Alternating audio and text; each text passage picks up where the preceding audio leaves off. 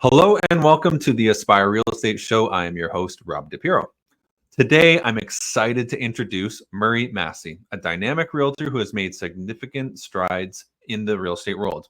He is a graduate with honors from a multifamily program by Wealth Genius.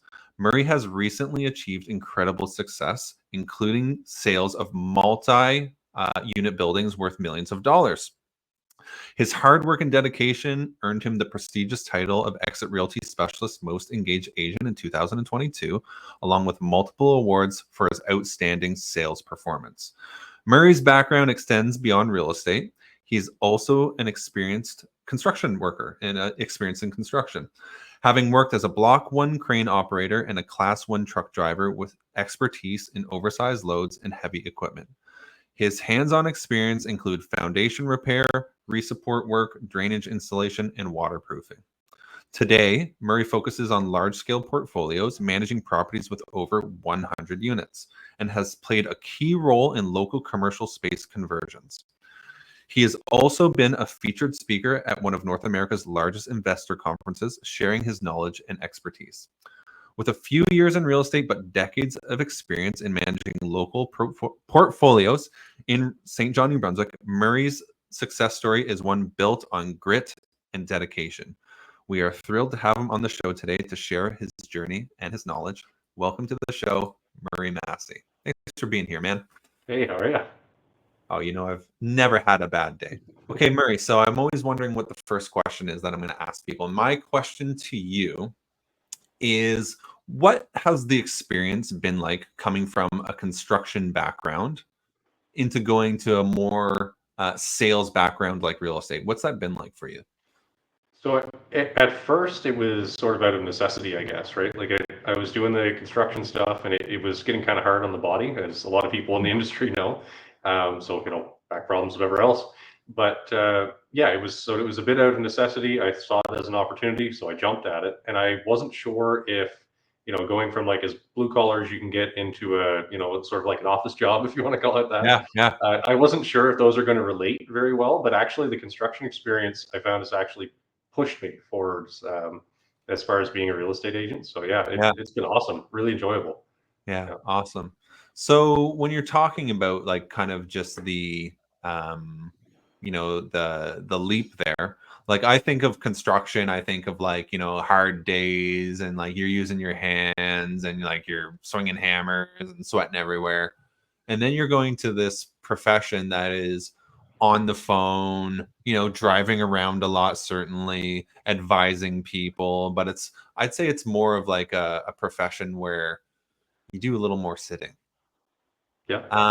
Has that been a good thing for you or a bad thing for you, or am I completely like out of line in saying that that's what it is? Or No, I mean there is some of it for sure. Like you're on the phone a lot, but I mean there's always little things, little nuggets that sort of go between the two industries. So because I was at one point I was a truck driver and a crane operator, I know the city very well. I know the outlying areas very well. So oh yeah, when I'm driving around and somebody asks me about a particular area, well, I used to do deliveries and things like that, of course. So right, yeah, I know the areas very well. I know the streets very well. So that translated over.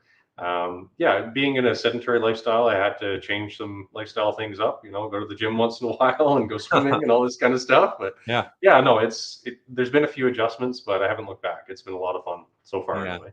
Yeah. yeah. See, I think a lot of people would find like that coming from construction, that real estate is very similar to having construction, because I see it all the time, right? If you know about houses and you know about the materials and how much it costs to do things.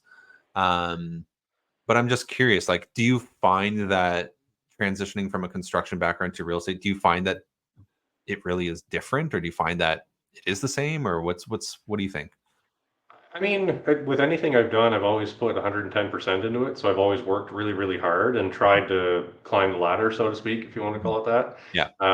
Yeah. So I mean, I went full into it and said, this is at the time, it was my only source of income. So I had to make sure that I got off the ground running. And, so far I've done fairly well, I'd like to think. So yeah, it's just that mindset of you've got to grind it out, work hard. There's going to be delays in construction, or there's going to be delays in closings, perhaps in real estate. So there's a lot of parallels there, funny enough. And yeah, I found the building knowledge and everything else is translated very well. If an investor wants to do a flip or a renovation or something, I used to be the guy that was swinging that hammer, so Right, right. I can help them out with it because I understand it, and I know a lot of people in the industry here too, which is fun. Yeah. Seems like you could pull a lot of confidence from things like that. Yeah, yeah, for sure. Yeah, for sure. Okay, so let's start just telling us a little bit more about. Can you tell us a bit about your background and how you got started in real estate? Yeah, so I met this guy named Rob DePiro. Yeah. I actually, so Rob helped me buy my first house, which was awesome. And it was an interesting story. So I was looking for a project, something that I could fix up because at the time I was the construction guy. And yeah, so I found this house for a ridiculous price. Yeah. And super, super cheap, and it needed a ton of work. Like it was Yeah. advertised as a tear down on the MLS listing, and Yeah. it was basically a 3-year project to get it all fixed back up. I mean, it's a nice house now, and it was a lot of blood, sweat, and tears to make it happen. But Yeah. that's initially how I had met Rob here, and yeah, then I had been in construction for a couple more years, wanted to make that change, and away we went. But yeah, it was probably the deal of the century on that one. Yeah. What can you share what the price of the property was? So I bought that house for $12,000 cash, and it was just appraised at 223. Yeah, I didn't get a lot of commission off of that one. No, not a whole lot, but you made it up on the back end, I guess. Yeah, that's right. Definitely, that's Yeah, right. That's why yeah, I keep you around now. yeah. Oh, I that's cool, guess man. so. So what was like your thinking? Like, had you always been interested in real estate, like while you're going through construction, or like what kind of made you decide to make that jump and switch careers?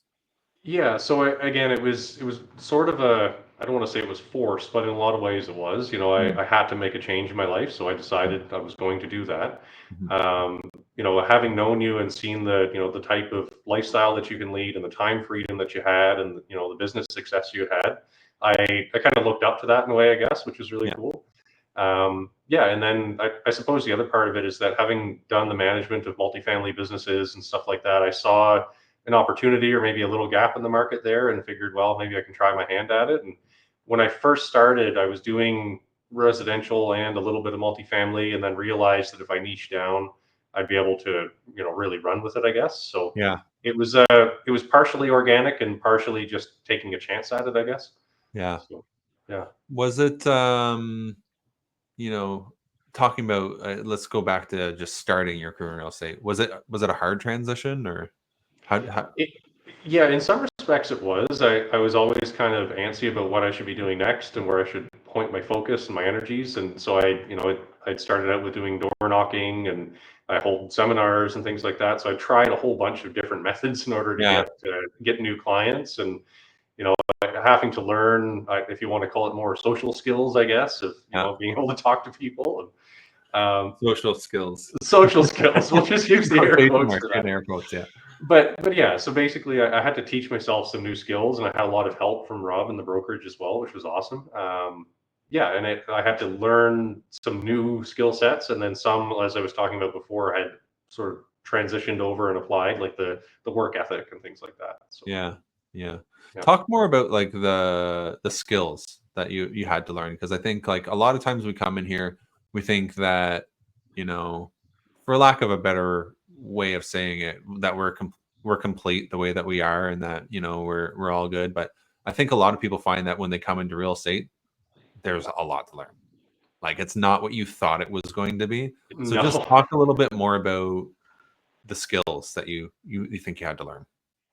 For sure. So I guess one of the first ones was being able to speak to people of different, if you want to call it like personality types, I guess, Yeah, or yeah, their mindset's a little different than yeah, yours. So Exit uses this DISC system, DISC, but without going into too much detail on it, basically it's just how people are wired and the way that they operate and the way they need to be communicated with in order to effectively talk to them, sort of in their language, so to speak. yeah.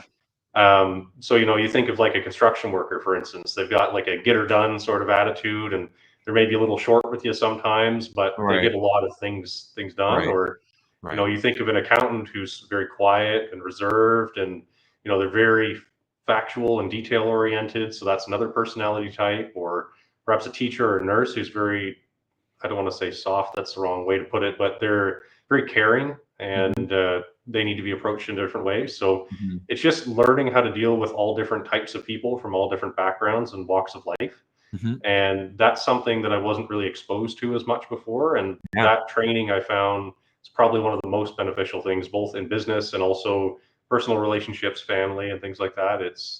That's probably the singular biggest thing that I had to teach myself and learn, but also the most beneficial one. Yeah.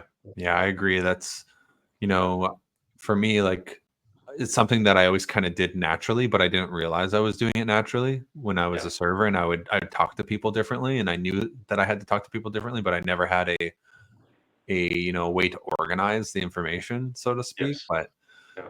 I agree, like disc personality profiles is one of the best things that I've ever learned because it really teaches you how to communicate with people, but it's also it's about falling in love with the differences of people. It is, yeah. And the other thing that, and I'm like on the more analytical side of things, I find I Yeah. sort of have a bit of get her done and a bit of analytical there. Yeah. So it's a DC personality for people that know the system. But it's also the fact that other people make their decisions differently than I do. So Yeah. I'm highly logic and reason based, whereas Hmm. other people are feelings and emotion based. Hmm. And neither one is better than the other. It's just how No. we're all wired differently, right? Yeah. So that part of it was a real eye opener. And even my spouse is like the exact opposite of me Or on the, on the graphs there and everything. So yeah. she found it really insightful too. But yeah, it's pretty cool. Opposites attract. Something like that. Yeah. Yeah. So is it kind of the more logical and the get her done thing that led you to multi units, or is that Yeah, kind of yeah. why you went So for that? I find a lot of the clients that I've been dealing with thus far, if I look from today backwards, so to speak, a lot of them are wired in the same way that I am, like same kind of personality type. And I Yeah. speak their language, they speak my language. It's sort of, do the numbers work, yes or no? So yeah, there's some relationships there that are easier to form perhaps than on the residential side of things, where it's going to be the family home and there's a lot of emotion involved. And not that I'm like a calculated robot or anything, but Yeah. it's easier for me to do that business because I talk the talk, walk the walk, so to speak. Right. Yeah. You're dealing with people that are just like you, so it's obviously easier. Yes. Yeah. Yeah. Yeah. So Absolutely. was that a hard decision? Like, because this conversation I have with real estate agents all the time, and even with doing my own business, is this idea of niching down, and a lot of people really struggle with it, because it's like I buy, sell, invest, rent, like do everything, Mhm. right? Was that a hard decision for you to niche down, or like? I wouldn't say it was a decision necessarily, more so than a process of elimination. So again, with like the Okay. analytical way of going about it, okay, try this, check that box, check that Yeah. box. Yeah. So yeah, I mean, I'll still do residential, of course. Like I've Yeah. helped some friends of mine to buy homes and things like that. But the main focus that I found, which is easier for me to do and I've had the most success with, is the multifamily part of it. So again, because of the background that I've had, I had, I've been in and around it my whole life. Like I was Mhm. literally 10 years old. First job was sweeping a floor in a building and all that kind of thing. So Right. yeah, I found that yeah, it's I don't know, it was easier to get into because I already had experience with it. So you have, like, if you're sweeping floors at 10 years old, that's pretty young. So you have quite the history of like working and doing the hard work and the do you think that's Yes. influenced the way that you work at all in your adulthood, or? Definitely, definitely. Yeah, I learned work ethic from a very early age. My parents were instrumental in that. I can't thank them enough for it. Yeah. But having the work ethic is also represented in the investor side of things, where they expect results quickly. They expect accurate information. Right.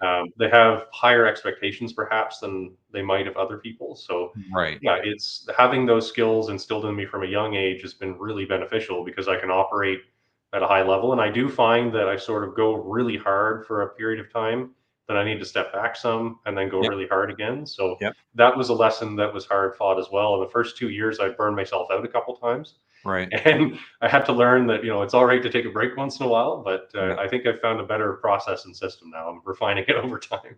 Yeah, and it takes a while. It takes people, some people never learn that, right? You just burn out. Yeah. Yeah. Talk about, so I know that real estate is very easy, and it's exactly the way that it looks on TV.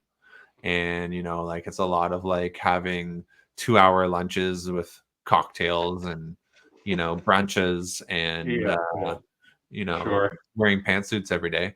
Has it always been easy for you? No, no, it's the learning curve is not a curve, it's a vertical line. I Yeah. found there's been constant learning every single day, and a lot of times where I didn't know if I was going to make it or be able to or continue on. So there's, you see the social media side of it or the television side of it, which is Yeah. all glamorous and wonderful, but there's a ton of grit and work ethic and, late sleepless nights wondering if a deal's going to come together, Hmm. negotiating it and thinking, well, gee, there's my paycheck. Is that going to come through or not? So, Yeah. I mean, it's not all bad. I shouldn't say that, but it's not nearly what it appears like in modern media nowadays. There's a Right. lot of grit and determination, and I think Right. the people that have been successful at it for years should be highly commended for it because it's not easy, especially where, like in this part of it, for me, it's a fully commission based, right? Yeah. So I sort of eat what I kill, so to speak. Yeah. Yeah, yeah, you've got to be pretty determined for sure. Yeah. Yeah. What are some of the biggest challenges that you faced in your real estate career so far? I would say uncertainty is probably one of them. Hmm. So there's a highs and lows to the sales cycle, right? So you're working, working, working, working. You finally get a sale, and then immediately in the mind is, okay, well, where's the next one, or Yeah. where do I find the next one, or how do I get Yeah. it? So I think establishing, how can I put that? Establishing processes has probably been the biggest challenge. Okay. Finding, like, where do I get my clients from? How do I source them? How do I make sure that multiple clients at one time are looked after well? Yeah. How do I prioritize who I'm speaking with? Those types of lessons were really hard fought and really hard to learn for me, I Hmm. found. But as I established the processes, it got easier and easier. And it's sort of like the layers on a cake, I guess. Right. You get closer and closer to completion. And once you have your cake finished, then maybe you just touch it up and do the icing around the outside, right? Right. Yeah. So So do you find like a lot of your challenges have been around process like that? Like you talked about that a few times? I looking back on it, I feel like that's the case. Yeah. Yeah. At the time, I was just working, working, working on everything I could get my hands on and reading and learning. But if I reflect on it, I think process was the biggest part of it, Hmm. especially the lead generation and client acquisition side of it. Hmm. If you're not lead generating, like that's our whole business basically, right? Yep. All the time, right? Yeah. What are some of the processes that you've implemented since kind of acknowledging that? Yeah, so you mentioned it in the early portion, but I'm a part of a group called Wealth Genius, and there's other investing groups as well. There's Keyspire, Trust Your Talent, all these other ones. But basically, it's a real estate education platform that I have to invest some time and money and effort into. Yeah. I've completed the training there, but it's a really great networking tool. So I go to different conferences that are in Toronto, Niagara Falls. Like I have to get out of my comfort zone and go to these places in order to meet the people you know that are going to help me along. So I found that has been part of the process now is putting myself out there, getting in front of people, speaking to people. Yeah. That's basically it. Like I was overcomplicating it at first, trying to find Yeah. the perfect computer system for advertising and all Yeah. this other stuff. And Yeah. I Yeah. one of the people in our office says, "Was it put it or boil it down to the ridiculous or something to that Reduce it effect?" to ridiculous. Yeah. Yeah. Yeah, yeah, Yeah. and Yeah. that's so true. Is just make it super simple. Talk to people, be in front of people that are like-minded and are looking to do the same things I'm looking to do, and naturally, business comes from there. And then treat people how you want to be treated, I guess. Yeah. Yeah, It's funny because I talk about lead generation with people all the time. And I yeah, always say, like, everyone's looking, just kind of what you just said too. Like everyone's looking for like the best way to do it, yeah, or the fancy way to do it, or like the shiniest way to do it, or whatever. And um because they're looking for that, they never do anything consistently or persistently, and you never get any better at it, or you never do it for long enough for it to actually bear fruit. But it's funny because I always say, like, once you figure out, you would realize how easy it is to get leads, and then it's easy. Like you can't unsee it. yeah. You sort of break through the glass ceiling in a way, right? Yeah, Like you once you've done it once or twice or 10 times or 100 times, yeah, you realize what worked, what didn't work, and then yeah, just do more of what works. It yeah, seems overly simple, but it's true. yeah. Yeah. Okay. Talk about, like, so you were talking about Wealth Genius, and you belong to the group. So you've had an opportunity to speak at an event as well. Yes. Yeah, just Yeah. talk So about that. I traveled to Niagara Falls, and at that time, like the group's growing all the time. That's over 1,000 members now of different investors of all different abilities all across Canada and the US. But yeah, I traveled to Niagara Falls, had to drive there at the time because I didn't have the money for the flights. Yeah. So that was fun, but it really helped a lot with building my own confidence as well as meeting people and fostering those relationships. So there was about, I think it was 500 or 600 people there at the time, and Yep. got to speak in front of that whole crowd. And like Yep. my microphone was shaking because I was nervous, but I got over the fear of public speaking, which is kind of a feet to the fire way to do it, I guess. But Yeah. yeah, I just basically talked about the benefits that New Brunswick has, why the investment landscape here is better than a lot of the other places in the country, in my humble opinion, I guess. Yeah. Yeah, and it resonated with a lot of people. A lot of people came by, and I had a little booth there, and they had asked a bunch of questions of me, and Yep. it really helped to, in my own mind, it also helped to cement the reasons why people would want to come here. Right. Because you had to do the research and actually think about the reasons why. Yes. Yeah. So, like, do you have a background in public speaking, or had you ever done that before? Or? Not really. I'd been a part of a group called Sustainable of St. John many, many years ago because I had a little side business where I was selling heat pumps and other things like that. It never really panned out for me, and like renewable energy stuff. But Okay. yeah, so I did a couple little engagements in front of like 30 or 40 people, but nothing, nothing even close to that before. Yeah. So, what made you decide to make that jump? So actually, one of the guys in the group reached out and said, "Here's an opportunity. Do you want it or not?" Yeah. And yeah, I jumped at it, and I believe me, I was very nervous beforehand, but I'm glad I did it. I Yeah. feel like I could do it again now. Once you've again that glass ceiling, once you've done it once, you can keep doing it. Yeah. Yeah. It's Yeah, so true, right? It's such a good skill to have. Yeah. yeah, That's a big, big jump. Um, Here's a question for you. I'm almost afraid to ask it. Um, can you share a specific moment when you thought about giving up? And if so, how did you overcome it? that's a very good question. I would say early on, I had a large jump between, or not a jump, but like a large time between closings. Mhm. So, I had one bigger closing coming up, and I had done a couple of smaller ones there. And Mhm. there's a period of 2.5 months, something like that. And I just watched the bank account draining, draining, draining. And Yeah. anybody that knows me knows I'm not a big spender by any means. I'm quite a frugal person. Yeah. And yeah, I just watched the money slowly disappearing just for normal living expenses. And I was thinking, man, if something doesn't change soon, I'm going to be toast. Yeah. Anyway, so that larger one finally closed for me. And then, I had more and more and more and more. And that little snowball started to roll down the hill. And I haven't looked back since. There was probably 2 months there where I was pretty close to wanting to give up. But Yeah. a lot of people around me had said, just keep pushing it, pushing it, pushing it, and eventually you'll get the deals. And yeah, it's I'm glad I made the decision to persist on it. Yeah. So was that, talking about overcoming that sounds like having people around you is pretty important to motivate you, or do you find that like that I mean a certain amount of that has to already exist in you, right? But just talk Yeah, about having the support and what that meant to you or for didn't mean to you sure, or whatever. Yeah. for sure. So I definitely tend to be a bit of a, if you want to call it, like a chameleon personality in a lot of ways too. Like the people that are around me, I kind of copy them quite a bit, and I think everybody's that way Yeah. with their nature by some regard. But Interesting. yeah, I find I'm a pretty persistent person. I'll keep pushing stuff until I can't anymore. I don't give up very easily on things. Like I had one particular closing for a good friend of mine, and young family, husband, wife, and a small kid, and they just lost out over and over and over and over Mhm. again trying to get an Mhm. offer accepted, and we Mhm. had one accepted, and it fell apart, and Mhm. anyway, ended up getting an accepted offer, and I literally threw the kitchen sink of all the knowledge that I had, and asked everybody around me what to do, and finally pulled Yeah. it together for them, and yeah, experiences like that really show you that it's worthwhile to persist, I guess. And Yeah. um, yeah, I wouldn't have had that opportunity if I gave up. Yeah. Yeah. It Yeah. takes there's a saying in real estate that you don't test real estate tests you. Yes. I don't know if you've ever heard Yeah, that one, but wholeheartedly agree. yeah, it tests everything that you have. Yeah. Yeah, you better want it because if you don't, it's gonna it's gonna bring you to your knees.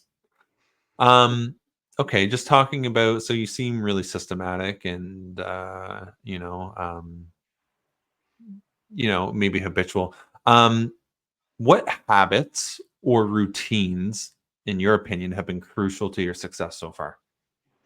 Yeah, and again, I picked these up through having people around me that are, way more successful and knowledgeable than I am. So it's just emulating some of those experiences and maybe All of us. modifying them to suit my needs. But Yeah. doing a list in the evening before the next day, like sitting down and Cool. okay, what do I have to do? What deals do I have to close? Or whatever my tasks are for that day, just write it all down. And I used to have a special notebook and all this other kind of stuff, and I found just the notes app on my phone is the best. Oh yeah. So yeah, and it gives me a record as well of what I did for the previous couple of weeks. So if I'm Okay. feeling down some days and going, man, I haven't done any work, I can look back and say, no, I can kind of pull yourself up a little bit by that Yeah. mentally, and I can see the line items that I've worked through and checked off. That Right. crossing out that we're ticking off the box, it's the The best best. feeling. The best. Yeah. So yeah, I would say that's one process, So and why then having why at good. the end of the night? Like you say, like I think most people start a list in the beginning of the morning. Well, it's because it takes time to think of these things, right? Like maybe if I'm making supper or something, an idea will pop into my head of, oh, I should reach out to that person, or I should Yeah. talk to this person, or whatever else. So it's maybe a 3 hour process of writing things down slowly. But Yeah. then in the morning, my head's clear. I don't have to try and think back of, what do I need to do? And it Yeah. doesn't give me a sense of being rushed in the morning as well. Because I Yeah. find if I set the day up properly, then the rest of the day goes very well. Yeah. And that again, that's just copying other people that are more successful than me. But Yeah. yeah, I found that's been really beneficial to set aside all the line items and tasks that I need to complete. And then in the Yeah. morning, I just look at those tasks and just start going. Yeah. Yeah. Yeah. Interesting. What other habits, routines, anything else that you think has helped you or Yeah, I mean, like I've had a bit of a self-improvement type thing going on lately, so yeah. lost some weight and changed my diet Yeah. and all Cool, that man. kind of thing, and that's helped me keep my energy levels up, exercising more, looking after myself better than I used to. Yeah. I mean, the construction workers are sort of have a stereotype of not having a good, health habits at all and Yeah. eating poor food and everything else, and Yeah. it has made a mega difference in my life to Definitely. have that energy and mental clarity, especially like if you're feeling foggy, this is not this is not the business to be in if you're feeling mentally foggy. So Yeah. making sure I'm at 100% so that way I can help people at 100% is really important. Yeah. Yeah. Was that hard to make that decision to focus on yourself? I was kind of forced. I was diagnosed with diabetes, and that was like a big kick in the teeth and a wake up call that Yeah. hey, you should really start to look after yourself. And Yeah. thankfully, I took it seriously, and really made a lot of drastic changes, which were very helpful. But Yeah. yeah, it was a little bit forced upon me, I guess. Yeah. But anyway, But lesson learned. honestly, a lot of people get diagnosed with things like that and still don't look after themselves. So I think like you deserve a little credit there for taking Yeah. action, and so many people don't take action. So what kind of changes have you made in your life, and how has it affected you? When we're talking about health right now, I guess. Yeah, yeah, absolutely, Yeah, and it's very relatable to the business because if I can't function at 100%, again, I can't help people at yeah, 100%. So, yeah, diet was probably the biggest one. So, cut yeah, out the sugar and the carbs and all this other bad stuff, and no junk yep, food, and eating very cleaning like eating whole foods and stuff. Going swimming 2 to 3 times a week has been really helpful, and yep, yeah, just not mega large changes, but just slow incremental changes and staying very consistent. Not having cheat meals and stuff like that's been really important. And yeah. yeah, I find now like if I go and eat sugary foods, I'm almost put off by them because I'm not used to them anymore. That's So it. That's it. yeah, Yeah, it's so important. Like, there's a few realtors at our brokerage that are really focused on health, and a lot of them are like top performers, or they've been top performers for decades, like years, a long, years, long years. period Yeah, of time. And yeah, like I always think, like, geez, how much business or more business have they done just as a result of being healthy? Because they can go longer, or they're clearer, or they, not their bodies aren't under stress. And I think that's like a huge part in real estate that we really should be talking about is health and the way that it affects you and affects your business.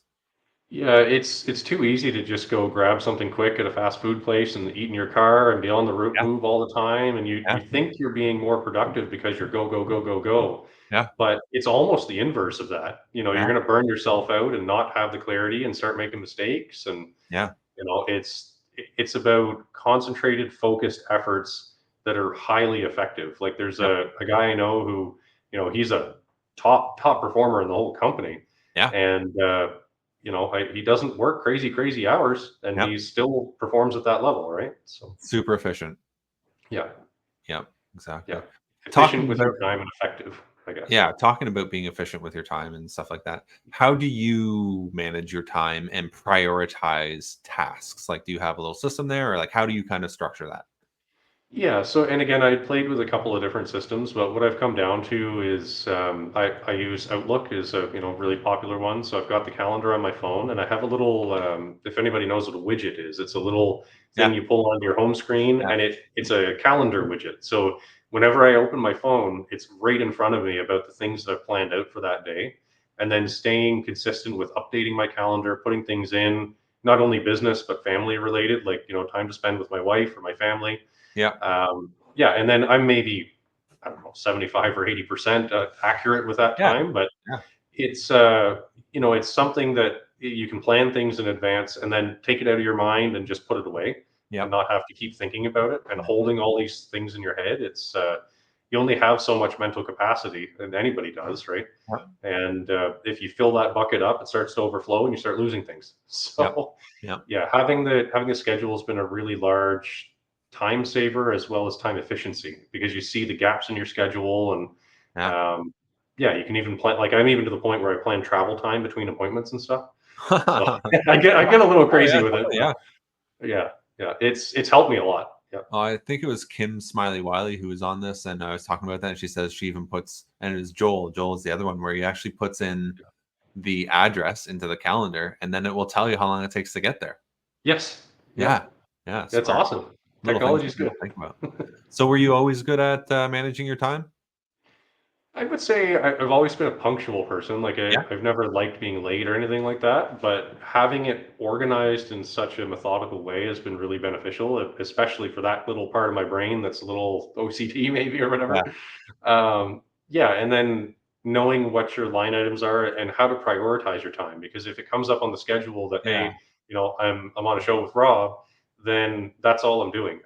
Turn off the yeah, notifications, be here, be present, yeah. and it helps you prioritize the people that you're with when you're with them as well. Right, right. Yeah, Yeah, and then when you're actually in the moment, then you're more efficient in the moment, and then you don't have all these leftover things that you're thinking about later.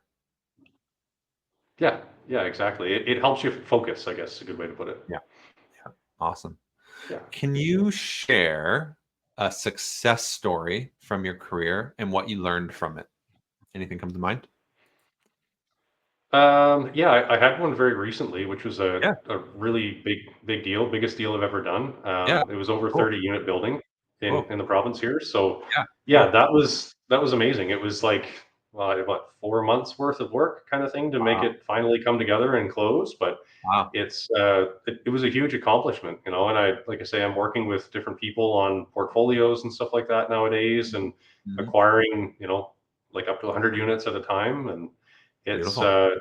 I never thought I'd be doing things like this. It was a pretty steep learning curve to get there, but Yeah, putting yourself out there, meeting the people, doing the work, all this kind of thing, it really pays off. So yeah, I was really proud of that accomplishment, because I kept writing the offers on them and yeah, not knowing if I was ever going to get one to come through, and sure enough, I did it. yeah, So it was definitely a proud moment for me. yeah. What lessons do you learn from a win like that or success like that? So again, persistence, consistency, and communication is probably another big one. Mm, So talking to the client, making sure that they understand what the timelines are, yep, when we need to get certain things done or get documents submitted. Managing expectations is another really big one, mm, especially when you have to push your closing date off 2 weeks or 3 weeks, or if you have your financing date pushed off 5 weeks even. I've had an experience with that, and it's pretty rough to go to the selling side and say, hey, sorry, but we're going to have to extend. There's other circumstances, and I don't want to go into too much detail on it there, but managing expectations and yeah, managing people's reactions, I guess, or yeah, how to break bad news to people. Like there's mm, a lot of critical things that can happen that can make or break a deal, and yeah, how you stick handle that is extremely important. yeah. How do you Yeah. break bad news to people? just tell them straight up, just I've got bad news for you, and say it, and Yeah. then move on. Talk about how we're going to handle it or deal with it, but Yeah. don't. I personally don't sugarcoat that stuff. Just come Don't straight out sugarcoat. and say it, and it's like the band-aid. Just rip that band-aid off. Yeah. And people seem to appreciate the straightforward approach, I guess. I agree. I Yeah, agree with that. Yeah. The more you dance around it, the more you try and sugarcoat it, and it it doesn't makes work. people more uncomfortable, right? Yeah. Yeah. And if you don't just say it, then it just festers inside and ruins your whole day, right? So just get it out of the way. Yeah, get it out of the way. And then the other thing as well is I know with a lot of the exit training and stuff, we've talked about mindset. And the Yeah. other part of it is focusing on the positive side of it. So, okay, we had some bad news, we had a delay. What do we do about it? Yeah. It's going to give us more time to get things done, to do more due diligence, whatever the case is with that particular instance. Yeah. But you have to look at the silver lining in any situation that you have. Yeah. Yeah. Yeah. Just reframing it, right? Yes. Yeah. Yeah. Reframing it so that way it seems like a positive almost is a good way to look at it, maybe. Yeah. Yeah. Yeah. Absolutely cool. So you mentioned that you're married, and I'm just curious. A lot of real estate agents get into this business because they want balance in their life, or they want more free time, or whatever it is. And I find like a lot of real estate agents, you know, um, don't you take advantage of that. So I'm just curious from you, how do you balance your professional life with your personal life? Any tips So, there? yeah, so I wouldn't say they're two separate entities in a lot of ways. I found it's more of like real estate's a lifestyle than a job. So I'm always on. Yeah. I've always got my phone with me. And if I have my phone, I can work, I can write a contract, whatever the case is. But Um, yeah, it's just about like if I'm with my wife or with my family, then I have to have dedicated time where I'm not answering the phone. Like that's Mhm. really important. That's kind of sacred time. So Mhm. I'll see the phone ring. Okay, well, I'll call them back later. But if I got to answer this, got to answer this, then you're not present with the people that you're with. Yeah. So always sort of surrendering to the fact that my phone's going to be going off, but when I'm answering it is a very critical time, right? Yeah. And then the other one, I guess, is that I can work from anywhere. So if I'm on the ferry going from Quispamsis over to the peninsula, you can check emails or take calls or whatever else. Bluetooth in the car it's amazing because you can always take calls when you're driving, Yeah. safely, of course. But yeah, just knowing that you're wherever you are, you're always working, but you're also always not working. So like somebody in my family had some health issues, and I was able to take the time and go do the tasks that were necessary to help them Right. out, Right. and still able to take a phone call here and there. And I didn't have to be at an office or at a particular physical location. Yeah. And that was one other thing I wanted to expand on a little bit as well, is that the cooperation in this industry is incredible or really bad, one or the other. So I'm very, very fortunate to have a brokerage and a group of people around me that, if I couldn't get to a showing for whatever reason, if I Yeah. was, I don't know, if I was sick or I had to help a family member or loved one, uh, people in my brokerage will go do a showing for me, and they're like, no, but don't even need to pay me for it. Sometimes I'll have to insist or whatever else, but Yeah. that's been really beneficial because I know that if I go away on vacation, for instance, my clients are still well looked after. I trust the people that are around me to do that. So Yeah. it's yeah, you have to work really hard and make sure you're staying on task, but it gives you the freedom and flexibility to do the things that you need to do when you want to do them. Yeah. Yeah. I'm interested in your mindset and like the way that you framed, being able to work from anywhere, because I think a lot of times, or a lot of people, we think that that's a bad thing, right? So like what's your mindset around being able to work from anywhere? So I would say the first part of that is that you still have to have those dedicated times that you're not Right. answering the phone, you're not doing the emails. Like that is the most important thing because That's key. you have the time for your mind to decompress. Yeah. That's critical. Like if you don't do that, you're going to burn out. Yeah. And I learned that the hard way multiple times. Um, but Yeah. yeah, the other part of it is that I look at it, I sort of flip the script in that I'm not working necessarily. I'm helping people, right? Like I'm helping them get investments. I'm helping them buy their dream home, whatever the case Yeah. is. Yeah. More so investments nowadays, but yeah, I'm helping people to achieve a goal, and it doesn't feel like work a lot of the time. That's the other easy part for me is that this doesn't feel like a job. It's Yeah. fun a You lot love of it. the time. Yeah. Yeah, there's trials and tribulations and tough times as well, but Yeah. the vast majority of the time, I got a smile on my face. I'm happy. I'm helping people out and get to make a good living at it for doing it. So, Yeah. Yeah. yeah. Very cool, man. It's all about mindset and the way that you frame everything. I love that you have that, mindset around it, because it is just such a blessing to be able to work from anywhere, anytime. And if you know how to shut it off, then it's way easier. But it's just, yeah, if you can be on a cruise ship and writing an offer, like, there's worse places to be working.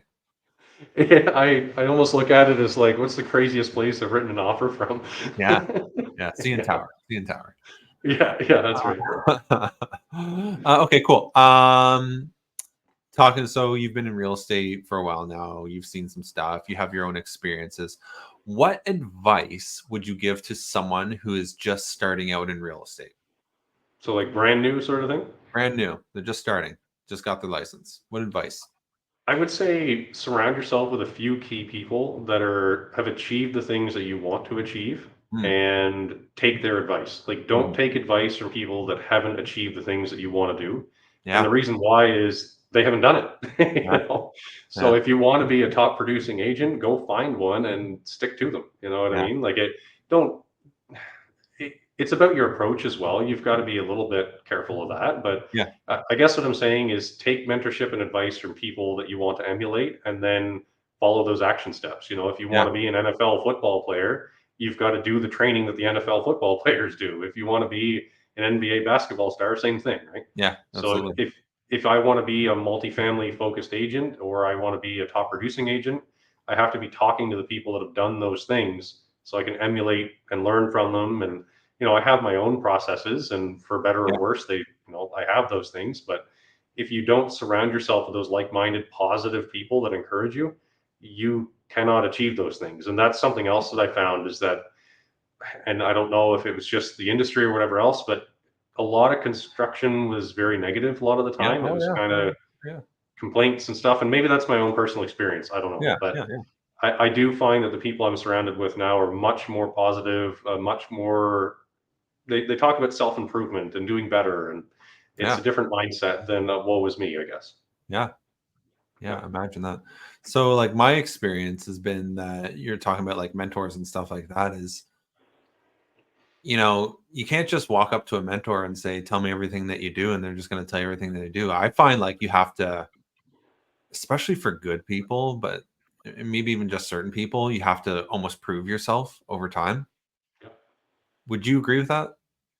definitely. And the way that I accomplish that with the particular mentors that I have is showing up relentlessly, like Yeah.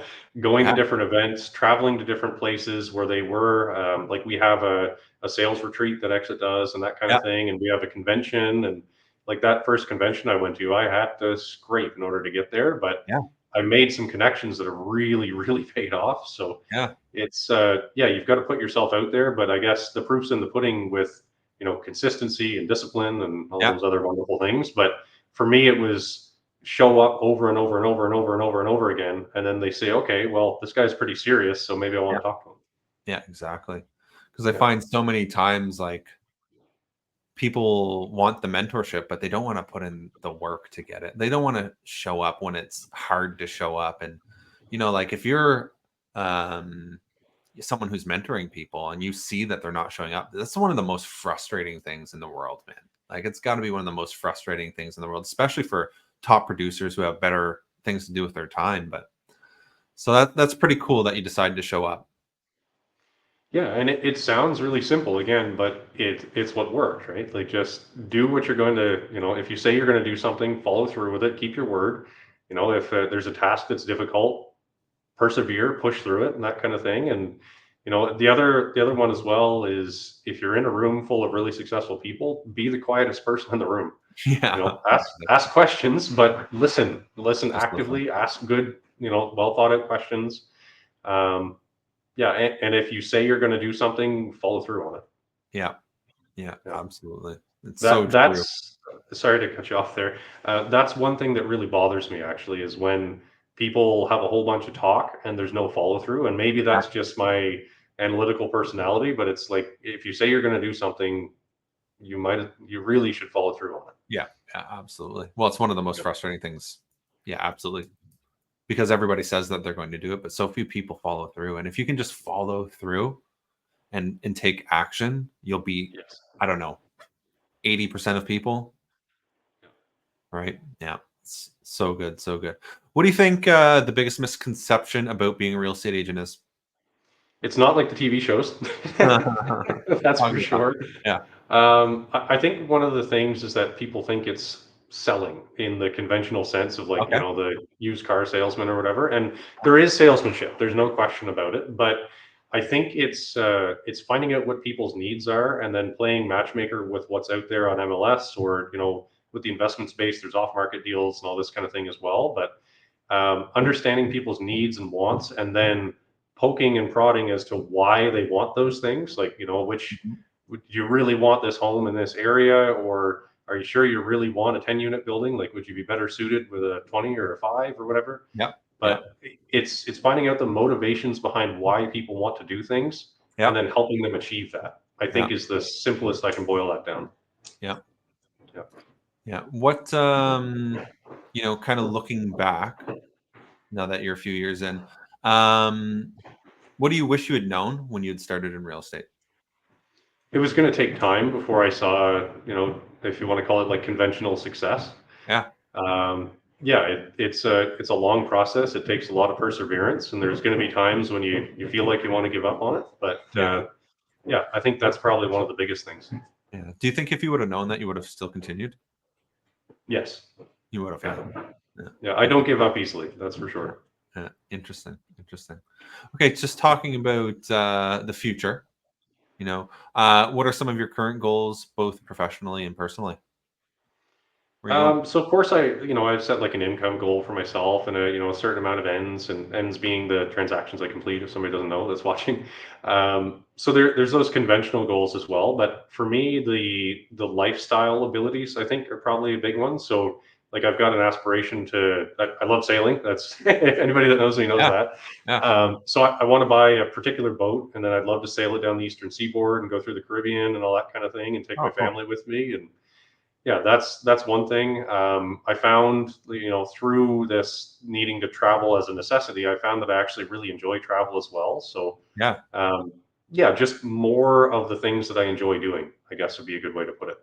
And like, bringing the people with me, like my family and friends, so they can enjoy it too. That's what really makes me happy. Yeah. It's all well and fine to get a big commission check and say, yeah, I did that, sweet. But it's really what that enables you to do from a time freedom side of things. I guess that's really important. Yeah. Yeah. Talk about the travel a little bit. So prior to this career, you didn't really travel. Am I correct in saying that? Yeah, not a whole lot. Like, I'd been to, Nova Scotia and PEI and things like that, but I'd never hopped on a plane and really gone, far and away. So Yeah. Yeah. I had one trip where I went to go see my brother when he lived in Germany, Yeah. and that was my first experience with it. And again, that was like a jump in with both feet, and right into the fire kind of thing. Yeah. And that sort of stewed in the back of my mind for a long time, because it was many years before I traveled again. But Yeah. yeah, like last year, I took my wife down to California, and she's a huge Disney fanatic. It's like her favorite thing in the world, and Yeah. to see her smile and how it lit her up, like, that was, man. There's nothing better than that, That's it. you know. Yeah. That's it. So we've got a trip planned again this year. That's awesome. But that's like an oversighted thing in our industry as well. Is you know people like think that these conferences and this training and all this costs so much money, and it does. Like, it costs money, don't get me wrong, but it's such a good excuse to go out and see the world. And so are you taking advantage of that? Like, is that Yeah, yeah, absolutely. It's like I say, it was a sort of a discovered passion, if you want to put it that way, and it's a great excuse to go meet with other like-minded people. And like, I went to the first year I was in it, I went to that first convention, and yeah, again, like, I had to scrape in order to get there. yeah, But the thing about it was that it was all the serious people. yeah, That's what blew me away, right? oh, Like, absolutely, you've got to be pretty committed to go hop on a plane and travel to Florida or wherever you're going to go in order to talk about real estate, right? yeah, So it's really cool that way. And then just all the things you get to do and experience that you've never done before outside of that. So yeah, yeah. it kind of unlocked a passion for traveling, I guess. Yeah, and just talking about like back to mentorship and everything like that too. If you're the one that's showing up to all those things and those, big producers are there as well, like, and they see you time after time after time after time, well, they're gonna know that you're the serious one too, Yeah, right? yeah. It takes a level of commitment to do something like that. Yeah, yeah, yeah. Where do you see yourself in your business in the next 5 to 10 years? Um, I want to have my own portfolio of multifamily buildings. Yeah, I found that the way they're run, there's different methodologies that people use in order to run their businesses when they have multifamily business. I found a way that I think is going to work very well for me that I enjoy and I like. yeah, So again, emulating some people that are more successful than I am, yeah. I'm going to follow suit in that. So I'm already in that process. Um, yeah, I think establishing myself as sort of the person in New Brunswick for multifamily and commercial. Love That's what I want to do, right? it. Yeah, And I've been working on that. I've been taking education to head towards that goal, but it's a long process. But there's not a lot of young people getting into the commercial side yeah, of things for some yeah, reason. I yeah. don't know why that is, but Huge I opportunity. really enjoy it. I'm well suited to it, so I want to establish myself as that expert. Yeah, I love that, man. Well, I just know that you're gonna do amazing things, and I watch how hard you work every day and how honest you are with people, and it's just good things coming up for you. Really Um, appreciate that. where can people reach out to you? Yeah, so I mean, I'm on all the normal social platforms, so Facebook. I've got LinkedIn profile, stuff like that. But my phone number is 506-645-0043. If anybody wants to call, text, whatever else, be happy to help them out. If people have an interest in doing something similar to what I did, so if you're in construction or another industry and you're not happy, I'd be happy to talk about that and what my experiences were, and who knows, maybe real estate's a fit for them too. But Yeah, yeah, I'm very happy to share that with people. I like to think I'm an approachable guy. yeah, love that, man. Listen, man, thank you for being a part of the show. The world ahead of you is just so full of gold and everything that's good. And I see how hard you work and how far you've come in so little time. And I think anybody who knows you knows how honest you are and how well intentioned you are. And I think that those are really, really great things, man. Never ever lose those. And so proud of you as a friend, as a coworker, and you just keep going, man. You're gonna do some great things. Thank you for being here. Really appreciate it, Rob. Thanks. All right, man. Take care. You too. Bye.